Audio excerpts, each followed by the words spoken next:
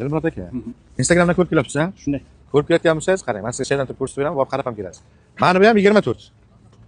23 24 lekin bu. Chista 24 kuzov. Borib qarang, 67 million so'm. Endi Toshkent nomeri. Ha. Necha qo'ygansiz o'sha narxini? 72 million. 72 million so'm. 25 ham boshqa.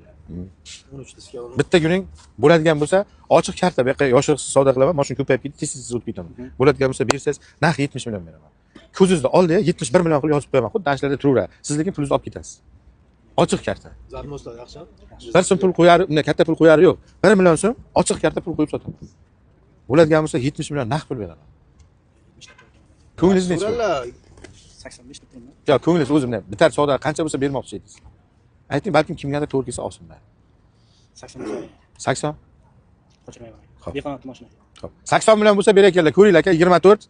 Xo'p, 24 ming yurgan Damas. Radnoy kraskasi yo'q. Kimga ma'qul bo'lsa ko'rsin.